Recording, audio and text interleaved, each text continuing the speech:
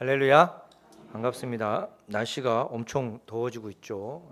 더울 때 또 감기 또 조심하시고 냉방병 조심하시고 항상 건강 유의하시면서 또 행복한 신앙생활 되시기를 축복합니다.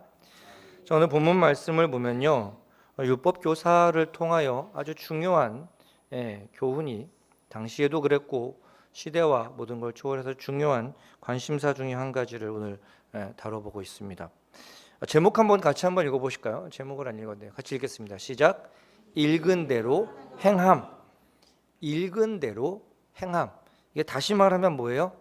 아는 대로 살아감. 그렇죠? 시키는 대로 함. 아주 단순한 원리입니다. 단순한 원리예요.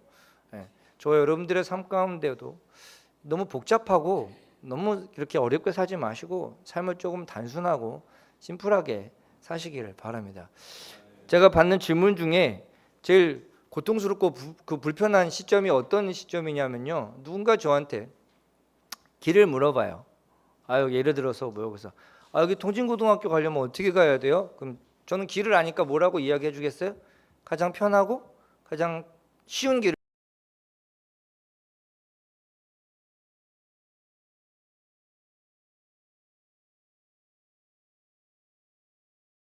그래요? 고맙습니다. 이러면 되잖아요.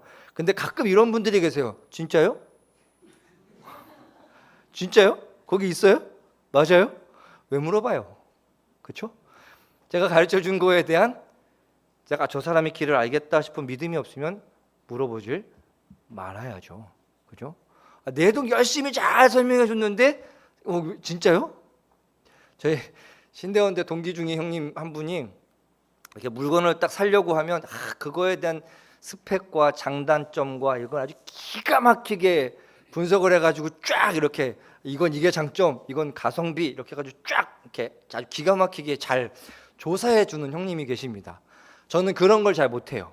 그래서 대충 보고 그래 대충 샀는데 꼭 나중에 후회하는 캐릭터인데, 근데 그 형님은 아주 철두철미합니다. 이게 몇 세대고 뭐가 있고 이런 장점이 있고 기가 막히게 잘 알려줘요.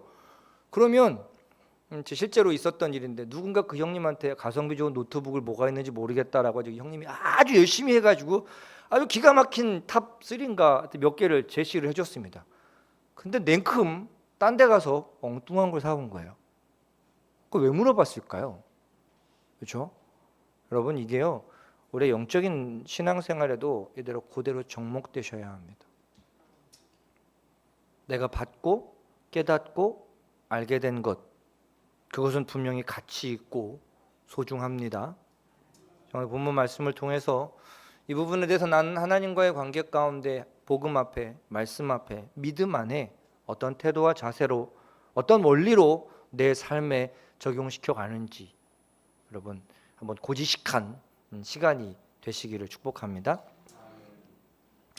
오늘 본문 말씀 가운데 나오는 이 개념은요, 무엇을 해야 영원한 생명을 얻을고, 그리고 같이 이 영생과 그리고 율법의 본질은 무엇인가에 대해서 우리들에게 가볍게 또는 깊이 제시해주고 있습니다.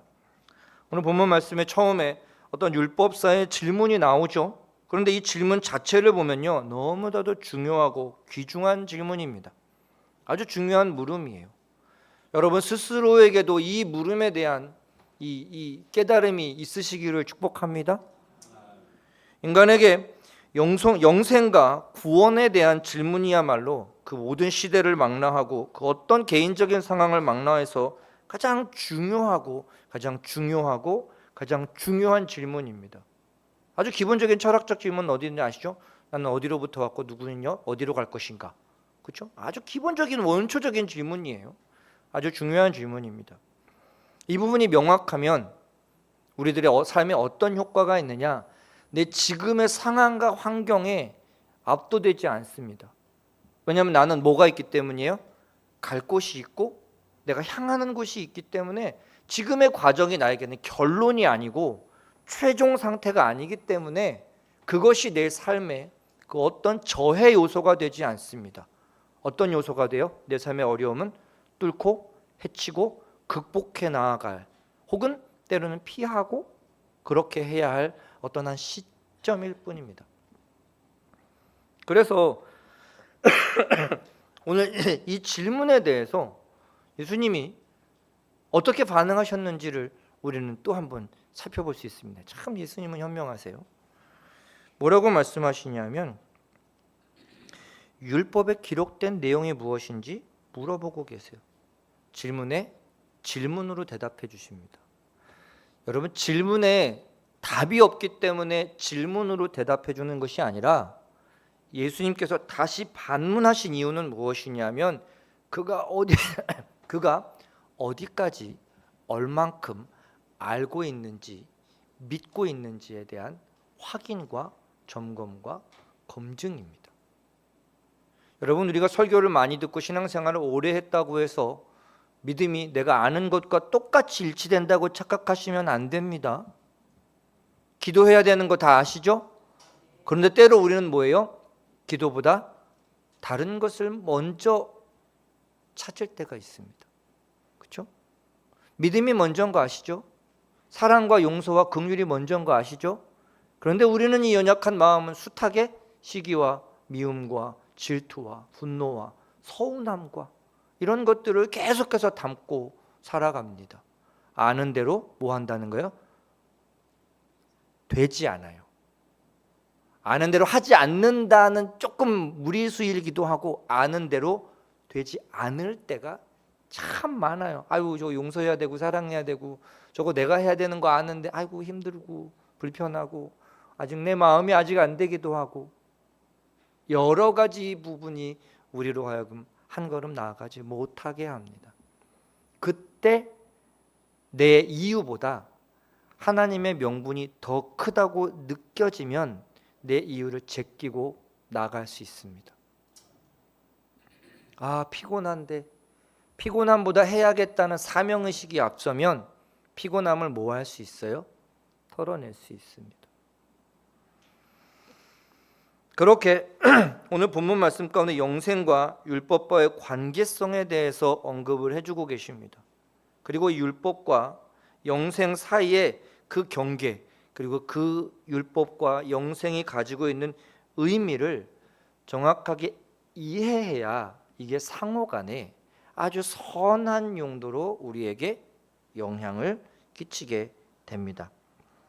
자, 먼저 율법에는요 분명하게 예수님의 이 질문과 답 가운데 내용을 먼저 보면 전제가 율법에는 영생의 원리가 담겨져 있는 것은 맞아요.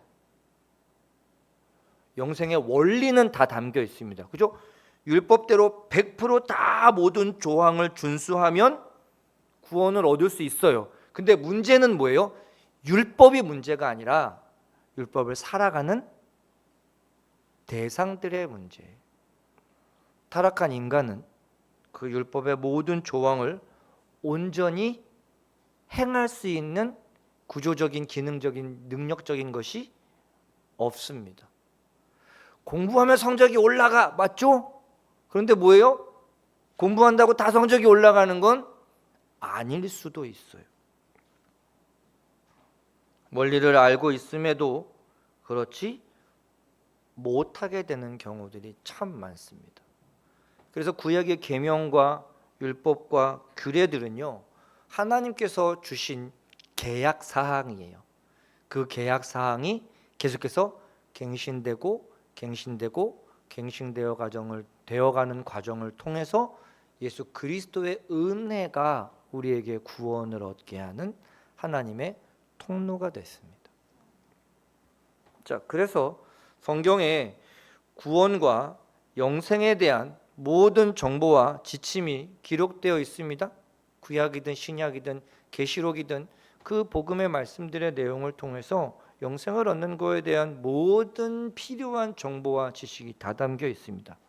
자, 여기까지 영생과 율법이 영생에 어떤 기준을 가지고 있는지 잠깐 감안을 해두시고 여기서 율법사에게로 잠깐 눈을 돌려보겠습니다. 그런데 질문 자체는 아주 귀한 질문이었지만 이 율법교사의 질문한 의도가 뭐였어요? 불손했어요. 제가 말씀드렸죠? 율법만 지키면 구원받을 수 있는데 그 인간은 뭐라고요? 율법을 온전히 지킬 수 있는 의지와 결단과 마음이 없습니다. 질문은 탁월하고 이제 뒤에 스스로 율법사가 내뱉는 대답도 탁월했는데 근본적인 목적은 뭐였어요? 정작 율법사 자체가 율법에 대한 조항을 그 삶 가운데 100% 접목시키지 이건 않고 있습니다. 시험하여 질문하고 있어요. 자, 보십시오. 오늘 본문 말씀 가운데 보면 어떤 율법 교사가라고 이 한 사람의 직책과 어떤 그 사회적 지위를 제시해 줍니다. 그러니까 뭐예요? 지금 이 사람은 그 유대 공동체 안에서 율법을 가르칠 수 있는 공인된 자격과 지위와 위치를 가지고 있는 사람이에요. 자, 그런데 지금 수많은 사람들에게 복음과 말씀을 전하는 예수는 유대인들이 보기에는 어떤 사람이에요? 공식적인 자격과 기준을 획득한 사람이 아닌 거예요. 그러니까 뭐예요? 자기의 지적인 능력을 가지고 예수님을 평가하고 시험해 보려고 지금 이 질문을 받고 있습니다. 가끔 보면요, 전공하지 않고 학위가 없는데도 더 뛰어난 능력을 가지고 계신 분들이 있습니다. 옛날에도 제가 저희 동네도 보면 그런 피아노 반주하는 사람이 있었어요. 전공 같은 거 안 했고 그냥 어렸을 때 피아노 학원을 다녔는데 거의 뭐 절대 음감입니다. 그 목사님이 예배를 하다가 그냥 느닷없이 찬양을 딱 시작하면 바로 그 키가 맞춰져서 반주할 수 있는 그런 능력을 가지고 있는 사람. 전공도 안 했어요. 그렇다고 뭐 다른 명함이나 이게 내세울 수 있는 스펙은 하나도 없는데 뭐요? 가지고 있는 실력만큼은 타의 추종을 불허합니다. 그러니까 주변에서 시기와 질투를 한 몸에 받기도 합니다. 아랑곳하지 않으시기를 바랍니다. 누가 뭐라 하든 하나님께서 내게 맡기신 일이라면 이것이 뭐 경제적인 능력, 지적인 능력, 학벌적인 배경, 뭐 인맥의 배경 다 필요 없습니다. 그냥 거기에 최선을 다하시면 됩니다. 그렇게 말씀을 가르칠 수 있는 권위라는 사회적 지위에 국한시켜 버리니까 진짜 그 말씀의 진리의 그 깊은 참된 것들을 뭐 할 수 없어요? 받을 수가 없는 거예요.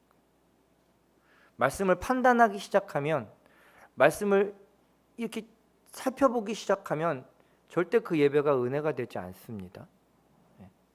복음이 아니라면 쳐내시면 됩니다. 다만 그것이 오늘 하나님의 말씀과 결부되어 있는 내용이라면 누가 말씀을 전하든 아멘하고 받으시면 됩니다. 그 사람이 어떤가도 물론 중요합니다. 말씀을 전하는 사람의 삶의 내용이 얼마나 덕스럽고 얼마나 거룩한지도 물론 중요하지만 인간은 다 똑같은 죄인이에요. 도토리 키재기죠. 저라고 그렇게 거룩하지 않습니다. 제가 여러 번 말씀드렸죠. 저 엄청 소심하고 속 좁습니다. 잘 삐집니다. 그리고 소심하게 복수합니다. 이게 나쁜 복수는 아닙니다. 사람마다 저마다 연약한 부분이 있고 온전치 못한 부분이 있고 부족한 부분이 있고 또 조금 더 탁월한 부분이 있습니다. 생긴 대로 하나님이 사용하십니다. 자, 그렇게 제가 생긴 대로 사용하십니다 라는 이 우스꽝스러운 말씀을 드리는 이유가 무엇이냐면요, 영생은요 죽지 않는 불멸을 의미하는 개념이 아닙니다. 성경에서 영원히 산다라는 개념이 아니라 성경에서 나오는 영생은 하나님의 나라에서 하나님과 함께 살아가는 영원한 시간을 의미해요. 우리에게 주어진 영생의 의미가 단순히 장수하고 우리가 받는 복이 물질적인 복락을 누리고 건강을 누리고 이것으로 착각하면 안 되는 것이 무엇이냐. 물론 그것도 중요한 요소가 되긴 하겠지만 더 깊은 의미의 영생과 복, 하나님의 나라 이런 개념들이 여러분들의 마음 가운데 정리되시기를 축복합니다. 그렇게 영생을 물어보고 있는데요, 영생을 얻기 위해서 가장 필수적인 단계가 있습니다. 뭘까요? 하나님께서 허락하셔야 됩니다. 하나님의 기준에 부합되어야 합니다. 하나님께서 제시하신 기준은 예수 그리스도를 믿는 믿음입니다. 그리고 그 믿음은 오늘 본문 말씀에 대답되어져 있는 그것을 기본으로 해서 그 토대 위에 쌓여지기도 하고, 그 믿음이 기본이 돼서 오늘 이제 이후에 나올 대답이 열매 맺혀지게 되기도 합니다. 영생의 기준은 반드시 하나님의 기준에 달려 있다는 사실을 기억하시기를 바랍니다. 자, 그렇게 율법사의 질문에 스스로 대답하게 만듭니다. 아주 기가 막히고 못들어진 대답을 합니다. 모르지 않아요. 그리고 심지어 율법사는 그렇게 가르치고 있고 가르쳐 왔습니다. 그리고 자기가 가르치는 모든 내용에 동의하고 공존하고 이게 모든 것을 그대로 하려고 다 가르치고 전하고 있어요. 질문의 이해의 수준과 그 답을 내리기까지의 그 지식의 수준을 주님은 함께 확인하시는 거예요. 여러분, 솔직히 가슴에 얹고 손을 가슴에 대고 손을 가슴에 얹고, 그렇죠? 가슴에 손을 대고 한번 스스로 한번 대답을 한번 해보십시오. 내가 하나님께 어떻게 살아야 될지 몰라서 못하는 분들 계신가요? 내가 신자로서 어떤 마음과 자세와 태도로 살아가야 되는지 몰라서 신앙생활에 부족함을 느끼시는 분 계시나요? 아니요. 몰라서 못하는 게 아닙니다. 제가 앞에서 설교하는 이 내용, 제가 주석을 보고 성경을 보고 묵상을 하고 제가 나름대로 된 내용들 여러분들 제시할 때 몰랐던 말이 나온 적이 있으신가요? 그럴 수는 있어요. 원어적으로 무슨 뜻인지, 그렇죠? 이게 헬라어로 무슨 뜻인지 히브리어로 무슨 뜻인지 주석을 봐야 아니까, 그렇죠? 그런 것 말고 하나님 앞에 내가 무엇을 해야 하는지 어떻게 해야 하는지 몰라서 안 되는 경우는요, 없어요. 똑같습니다. 그렇다면 내가 아는데 못한다는 얘기는, 그 반증은 내게 중요한 우선순위가 뭐라는 거예요? 하나님의 기준에 부합되지 못한다는 거예요. 분명히 오늘 이 대답에서는 하나님 사랑과 이웃 사랑이라는 아주 거룩하고 온전한 영원한 생명의 진리가 주어집니다. 그런데 율법사가 처음 예수님 앞에 나와서 뭐라고 이야기해요? 시험하여 묻습니다. 진리를 찾으려는 의도도 아니고 정말 저 사람이 온전한 것을 알고 있는지 내가 한번 확인해 보고 싶은 마음과 시험하려는 마음은 다릅니다. 그렇죠? 예를 들어서 우리가 어디 회사에 입사를 해서 이 사람이 어느 정도의 실력을 가지고 있는지 확인을 해야 얘를 전문가반에 넣을지 그냥 여기 넣을지, 학원 들어갈 때 먼저 테스트 시험 보잖아요. 얘가 어느 수준인지를 알아야 그 사람 이후에 여정이 주어지는 것처럼, 만약 그런 확인의 수준이었다면 이렇게 표현되어져 있지 않았겠죠. 여러분, 우리가 알고 있다고 해서 그대로 살아가고 있다고 착각하면 안 됩니다. 내가 믿고 있다고 해서 그것이 하나님께서 정말 가장 기뻐하시는 영역이라고 착각하시면 안 됩니다. 우리는 매 순간순간 내 마음과 영혼을 겸비하게 하나님의 말씀 앞에 내려놓을 수 있는 그런 믿음의 덕목을 갖추시기를 축복합니다. 어제는 됐으니까 오늘은 안 될 수도 있고, 어제가 안 됐지만 오늘은 될 수도 있어요. 그때 하나님께서 우리의 삶의 타이밍마다, 우리의 삶의 여건마다 허용해 주실 때가 있고 그렇지 않을 때가 있습니다. 저는 남고를 나왔는데요, 덥잖아요. 저 고등학교 때는 에어컨이 없었습니다, 여름에. 그럼요, 기가 막힌 이 장면이 목격이 됩니다. 점심시간 되면 남고 애들이 거의 교실에 붙어 있지 않습니다. 농구하고 축구하고 뛰어다닙니다. 5교시가 딱 되면 공통적으로 거의 많은 남고 학생들이 앞에 와이셔츠 단추를 다 풀어 제낍니다. 더우니까. 심지어 바지를 벗지는 못해요. 차마 벗지는 못하고 요 밑에까지 내려서 딱 시원한 통풍을, 아주 희한한 상황이 목격됩니다. 그런데요, 5교시 수업 들어오시는 선생님들마다 이해해 주시는 분들이 계시고, 어디서 이러고 절대 여기까지 이 단추를 다 잠그고 넥타이까지 꼭 매고 있게 만드는 분도 계세요. 그때마다 다릅니다. 여러분, 우리에게 정답이 있다고 여기면 안 되는 이유가 여기에 있어요. 매 순간 매 상황 하나님께서 내게 요구하시고 기대하시는 말을 우리는 기민하게 영적으로 캐치할 수 있는 그런 저와 여러분들이 되셔야 합니다. 그런데 이 영적인 캐치하는 것이 가장 기본적인 전제와 토대는요, 변함이 없어요. 오늘 본문 말씀 가운데 내가 살아가면서 무엇을 중요하게 여기는지, 내가 무엇을 알아야 그 중요한 것을 행할 수 있는지에 대한 깊은 내용들을 들어가 보면요, 사랑을 해야 되는 건 아는데 어떻게 사랑할 거예요? 저마다 사랑하는 기준과 원리가 다 다릅니다. 누군가는 물질적인 것을 채워주는 것을 사랑이라고 표현하기도 하면, 누군가는 물질적인 것도 중요하지만 감정과 다른 말로 5가지 사랑의 언어 아시나요? 언제 한번 오후에 한번 저희도 한번 그거 한번 해볼까요? 5가지 사랑의 언어가 있습니다. 뭐 물질, 스킨십, 뭐 섬김, 뭐 이런 이벤트, 뭐 이런 여러 가지 뭐 5가지 정도 되는 것들이 있는데요. 상대방의 사랑의 언어가 무엇인지 확보해야 합니다.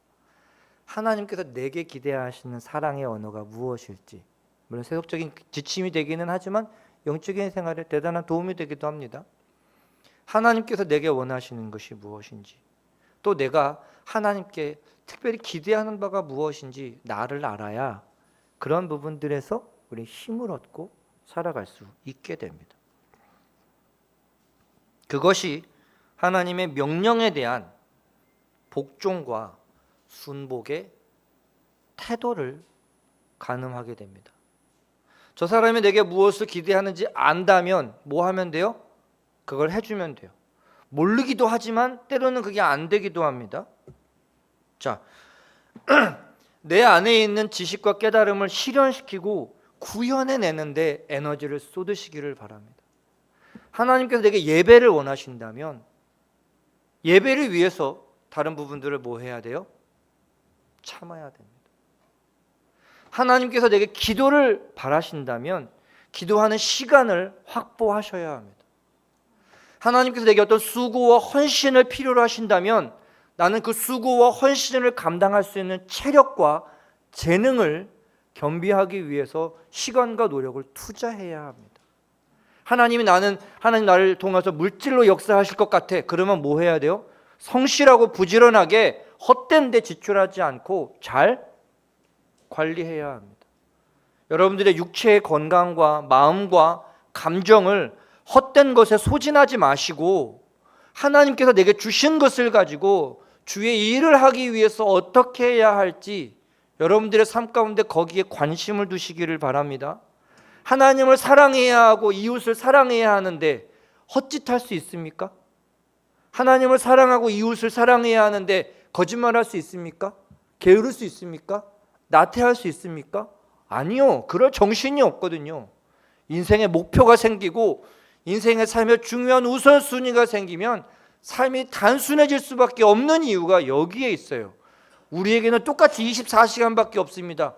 자야 하고 먹어야 하고 일해야 하고 쉬어야 합니다. 그리고 내가 할 수 있는 그 여분의 시간을 가지고 나는 내게 맡겨진 사명을 살아가는 거예요. 아주 단순한 명료한 명제가 쉽게 완성됩니다. 읽은 대로 해가자니까요. 아는 대로 살아가자니까요. 여러분이 사랑에 대한 이해가 우리에게 중요한 이유가 여기에 있습니다. 그 대상에 대해서 아주 일관적인 자세와 태도가 요구돼요. 사랑이 변하니? 드라마 이런 대사가 있죠. 변하는 건 사랑이 아니었던 거예요. 참된 사랑은 변하지 않고 영원합니다. 사그라들지 않습니다. 그래서 이게 내 마음 가운데 사랑인지 감정의 어떤 발현인지를 잠깐의 일순간의 어떤 그 감정의 움직임인지 한번 좀 구분해 보실 줄 아셔야 합니다. 누군가 이런 이야기를 하더라고요. 친절은 당연한 것이다 라고 이야기를 해요. 다른 사람에게 대한 친절은 기본입니다. 그렇죠? 기본적으로 친절해야 돼요. 제가 이 말씀을 드리는 이유는 뭐냐면요, 세상에 대한 나의 태도는요, 1차적으로 내가 나를 어떻게 대하고 있느냐에서 시작됩니다. 내가 나만 사랑하면 세상과 타인을 사랑할 수 없습니다. 내가 나를 포기해버리면 세상에 대한 열정과 선행도요, 결국 뭐 할 수밖에 없어요? 어떤 이유와 어떤 상황 가운데 포기될 수밖에 없습니다. 그런데 내가 하나님을 사랑하고 나를 사랑한다는 전제에서 시작하면 나를 사랑하신 하나님, 하나님이 사랑하신 나를 터부시할 수가 없는 거예요. 나뿐만 아니라 내 이웃을 사랑하신 그 하나님, 하나님이 소중하게 여기시는 그들을 나는 사랑할 수밖에 없는 거예요. 이 명제가 우리 안에 깨달음으로 다가오면 당연히 사랑은 우리의 삶의 가장 중요한 원리로, 가장 중요한 우선순위로 세워질 수밖에 없습니다. 그래서 내가 오늘 내 영혼의 상태가 하나님께 어떠한지 점검할 수 있는 가장 좋은 기준 중에 하나가 내가 다른 사람에게 어떤 말투로 말을 하고 있느냐는 거예요. 마음이 상하면 상한 말이 나올 것이고, 마음이 기쁘고 감사하면 예쁘고 상냥한 말이 나오겠죠. 내가 하는 말은 누가 제일 먼저 들어요? 내가 제일 먼저 듣죠. 내 영혼과 심령과 감정의 상태가 아주 고스란히 드러납니다. 하나님을 사랑하고 이웃을 사랑해야 하는 시작은 나를 사랑하신 하나님의 사랑으로 나를 사랑하고 존귀하게 여기는 것부터 시작된다는 사실을 기억하십시오. 내가 나를 사랑하는 것과 이기적으로 자기 연민에 빠지는 것을 구분하셔야 됩니다. 내가 피해자라고 나는 불쌍하다고 생각하면 절대로 하나님의 사랑을 깨닫지 않은 겁니다. 하나님의 나를 존귀하게 여기셨고 나를 사랑하셔서 항상 선하신 하나님이, 나보다 나를 더 잘 아시고 나보다 나를 더 사랑하시는 하나님이 나를 악한 곳에 의도적으로 보내셨다면 그 이유가 있다는 거예요. 내 문제를 해결하기 위함이나 내게 맡겨진 사명을 감당케 하기 위함이나 하나님께서 나를 더 성장시키기 위함이겠죠. 그 과정에 하나님의 마음에 우리의 마음과 생각이 집중되셔야 합니다. 그래서 그 하나님의 마음을 헤아리면 내게 오는 어려움이 불편함이 아니라 감사함이 될 수 있는 이유가 바로 이 명제 아래 있습니다. 나를 사랑하지 않으면 타인을 사랑할 수 없습니다. 나를 사랑하는 사람들에게 함부로 하는 사람이 사랑을 할 수가 없습니다. 제가 청년들한테 자주 하는 말입니다. 그 사람이 어떤 사람인지 확인해 보려면 그 사람의 가족들하고 엄마 아빠하고 어떻게 통화하는지를 확인하라고 이야기합니다. 자기를 낳아주고 자기를 키워주고 자기를 양육해준 부모님한테도 함부로 하는 사람이 내 부모한테 잘할 수가 없어요. 나보다 연약한 사람들한테 함부로 하는 사람이 누군가에게 잘해줬다? 가식입니다. 그 사람의 본질을 찾아볼 수 있는 아주 중요한 단서 중에 하나가 거기에 있어요.